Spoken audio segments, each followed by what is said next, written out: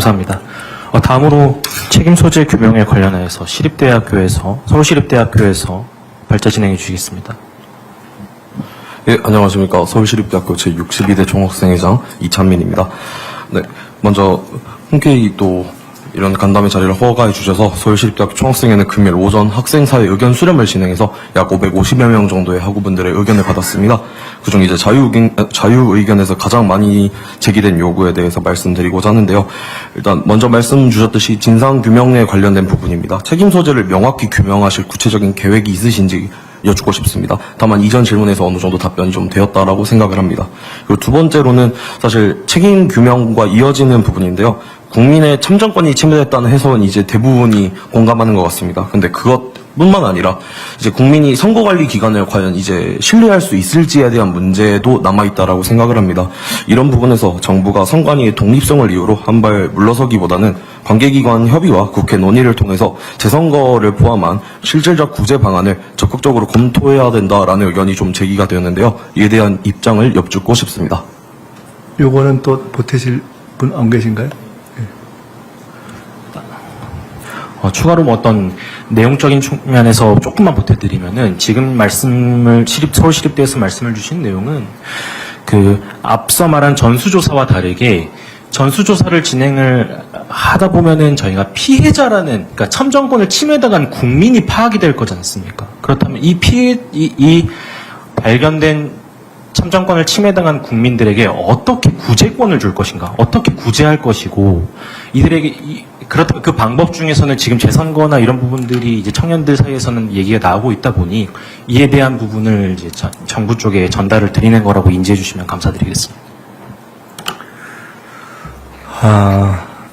우선 이게 다 하나하나가 우리가 정말 처음 경험해보고 어려운 사안이어서 저도 정부 내에 논의를 거친 사항은 아니라는 전제하에서 우선 제가 감을 좀 말씀드릴게요. 우선 첫 번째로 책임자의 책임 문제 내지는 책임 규명의 문제는 저는 두 가지 측면이 있다고 봅니다.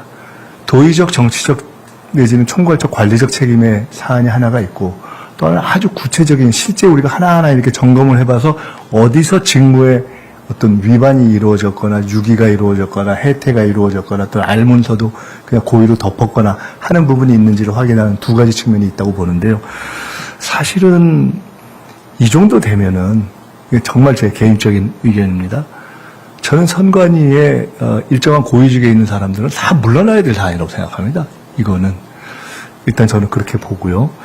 그리고 아까 말씀처럼 우리가 이제 국민들이 인정할 수 있는 방법으로 이 진상규명이 진행된다면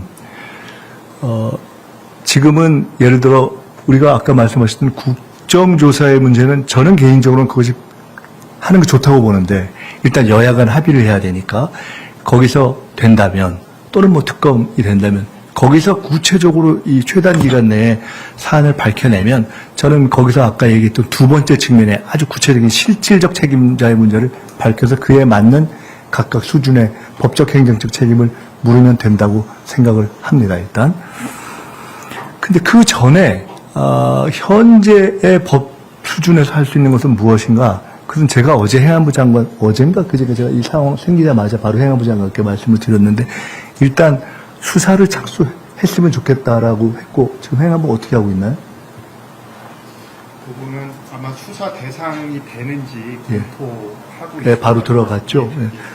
그래서 아마 제가 그 얘기를 바로 했습니다. 그래서 아마 행안부와 또 경찰청장께서도 제가 그 문제를 국무회의방에 제기하니까 텔방에서 내일 고발인 조사부터 시작합니까? 언론에. 네, 그래서 우선 할 수 있는 수사부터 하는 것인데, 제가 그냥 우리가 다, 그냥 허심탄회하게 말씀을 드리자면, 이 사안이, 정부에서 또는 경찰이 이렇게 수사를 하는데, 우리 현실은, 우리 사회나 우리 정치의 현실은 이것도 똑같은 걸 하더라도 정치적 입장에 따라서 혹시 이것이 공정하나 투명하거나 또는 편파적이냐라는 시비가 있을 수 있기 때문에 이것 현재 정부의 지휘를 받는 경찰이 했을 경우에 다른 문제제기가 있을 수도 있다고 생각되기 때문에 저는 차라리 그런 공정성 시비를 없애는 차원에서의 국정조사나 특검도 애초부터 그렇게 적극적으로 하는 것이 좋겠다고 생각을 했던 겁니다.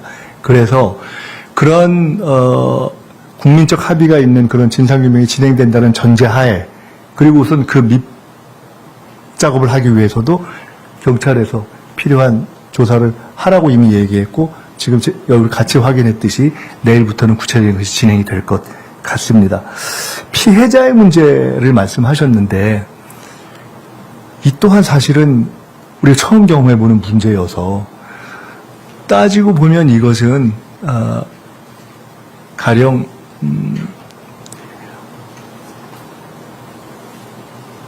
이 사안이 나에게 구체적으로 어떤 피해를 줬는가에 대해서 나 도저히 이것은 너무나 이 국민 일반 참정권에 대한 위배다라고 생각해서 나는 이것에 대한 정신적인 피해를 받았다라는 피해도 있을 수 있고, 내가 실제로 그 투표소에 갔는데 기다리다가 딴 분들은 그나마 투표용지 올 때까지 기다리다 투표라도 했지만 나는 딱 그 시간밖에 안 돼서 갔는데 기다리라 그래서 도저히 기다릴 수가 없어서 난 투표를 못했다. 구체적으로 나는 정말 이건 참정권을 완전히 침해당했다라고 하는 분이 자신의 어떤 그 침해에 대해서 법적인 문제 제기를 하면 약간 또 다른 법적 판단이 있을 수도 있는 건 아니겠어요? 그래서 한편으로는 그것은 그에 대한 법적 정말 문제 제기가 있고 그런 판단의 과정이 진행되는지를 우리가 좀 같이 지켜봐야 될 사안도 있다고 보고요.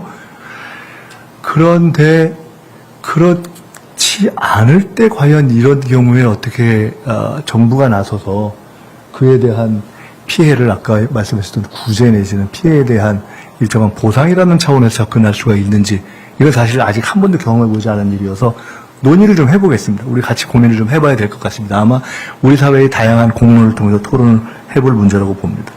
재선거 문제는 이것도 이제 여러 가지 각도의 문제 제기가 있을 수 있을 것 같은데, 투표용지 부족이 실제로 문제가 된 데가 딱 특정해서 거기는 다 재선거를 해야 된다는 주장으로부터 이게 선관위가 관리가 부실하니까, 사실 이번 경우는 부정선거라기보다 거의 부실선거라고 볼 수 있잖아요. 부실선관이라고 볼 수 있잖아요. 그러면 전체적으로 재선거를 하자는 주장을 하는 분이 있는지 없는지는 전 잘 모르지만은 그렇게 스펙트럼이 넓을 수 있지 않습니까? 그런데 법률상으로는 재선거의 문제는 어떤 선거 결과에 대해서 가령 투개표 잘못 등등에 대해서 문제가 있어서 선거 결과가 뒤바뀌었다. 그래서 이것은 재검표를 해야 된다부터 재선거를 해야 된다는까지 요구가 있으면 그에 대해서 법원이 결정하는 과정을 거쳐서 재선거를 하게 되어 있는 것으로 저는 알고 있는데, 그거 맞습니까? 네. 그렇게 알고 있거든요. 그래서 일단은 우리가 각자 어떤 주장을 하든지 간에 현재의 법체계 내에서는 결론은 지금 그런 재선거에 대한 요구 절차를 거쳐서 법원의 결정을 통해서 거쳐서 되게 되어 있는 것이죠. 일단 1차 하나 확인을 하고 그러나 적어도 그것이 합리적인지에 대해서는 한번 여기서 논의를 통해서 적어도 어떠한 부분은 실제로 재선거까지 돼야 되는가에 대한 것은 좀 토론을 더 해볼 수 있는 사안이 아닌가 저는 생각하고요. 다 열어놓고 토론하면 된다고 보는. 친한 친구처럼 가족처럼 이렇게 스픽스 애청해 주셔서 감사히 말씀드립니다. 스픽스 구독, 좋아요는 더 큰 힘과 격려가 됩니다. 스픽스 구독, 좋아요.